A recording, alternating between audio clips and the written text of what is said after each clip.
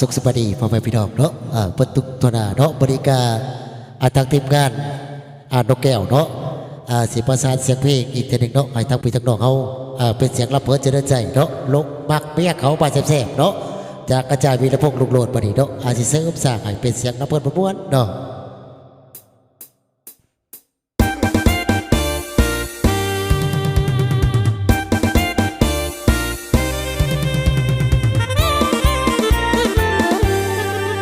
ละอุกพ่อตายบ่อายเว้าแนวลงมากเปียกโอ้มันอุกเอาในใจพี่ลานางเอ้ยผัวเจ้ามีอายบ่เบาสิขอเขาความบ้านามเว้ยคนงามเว้ยน้อเว้ยน้อละนา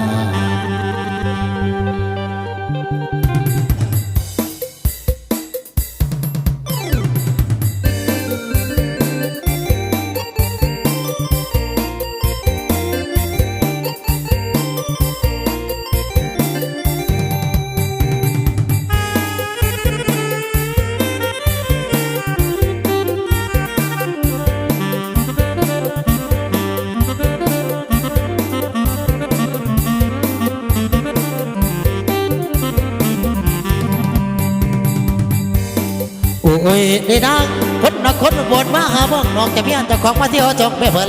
ล่านางเอ๋ยเจ้าผู้สูงจะเตือนจะเบิ่นให้ได้สั่งใจตัวตังอารมณ์มักเขียวเอาเมียเขาคนใกล้สิเบียนใจก็ร่วมสมใจจากที่คันเอาคักแน่ล่านางเอ๋ยเจ้าไม่ผัวคักแท้ว่าแก่หลอกสภาพเพราะอาหารกันดวงทั้งใจโอ้ทั้งในมันสุกแบ่งไว้ผู้บอดตอนทำไรของมีเมียทั้งพี่ตอนทำไรของมีเมียทั้งพี่ล่านางเอ๋ยคันจะไปรับดีทางเก่าเตียวใส่มาบ่ให้เทน้องเอาดวงที่ขอควักก็ใส่ว่าพอใจแล้วขอเป็นแก่ในดวงใจจังว่ายังกระซังเป็นผัวหน่อยที่คุณพุทธบาบายถือว่ามีการกระทำของตัวเทียมเอามาเทียงขอเพียงให้สนใจน้ำแน่มักเพียงเก่าบ่เลยว่าตัวนี้มันมาขากว่าคอไอ้ขอเจ้าเป็นคู่ควงทุกเจ้าไม่บ่วงคอยห่วงและจะปล่อยคอยหาเวลาก็เพื่อก่อนละไปหาคักแน่รักกันก่อนที่มันจะเจรักกันก่อนที่มันจะเกิดตอนนี้แม่ก็ลอยอยู่ลอยกินตอนนี้แม่ลอยอยู่ลอย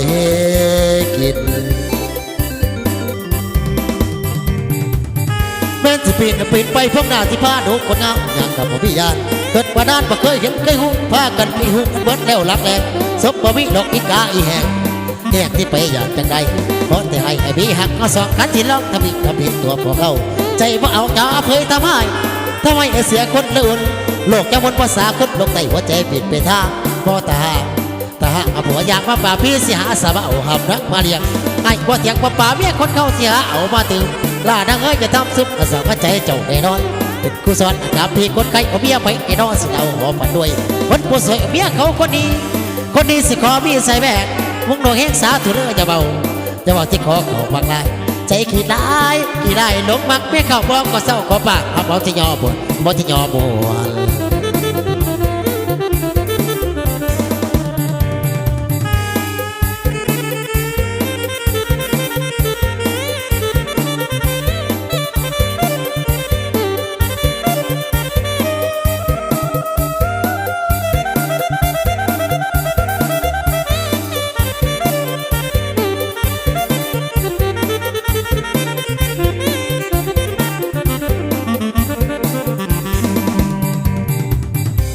ไอ้ขอเจ้าเป็นคู่ควงถึงเจ้าไม่บ่วงคอยห่วงและจะปล่อยคอยหาเวลาเพราะเพื่อก่อนละไปหาคักแน่รักกันก่อนที่มันจะเย่รักกันก่อนที่มันจะแก่ตอนนี้แม่ก็ลอยอยู่ลอยกินตอนนี้แม่ลอยอยู่ลอยกินแม่สิปีนไปพวกหน้าที่พาดูคนน้ำอย่างกับพี่ยาเกิดมานานบ่เคยเห็นเคยหูกับพากันปีถูมันเบิดแล้วรักแรงสมบ่มีดอกอีกาอีเห็ดที่ไปอย่างจังใดเพราะแต่ให้พี่หักก็สองกันที่ลองที่วิเราผิดตัวพวกเขาใจว่าเอาจะมาเผยทำไมเสียคนละอุ่นโลกจะมนภาษาคนโลกใต้หัวใจผิดไปทางพอทหารผัวยามาป่าพี่สิหาสาบเอาหำรักมาเลี้ยงไอ้บ่เถียงป่าเมียคนเก่าสิหาเอามาตื่น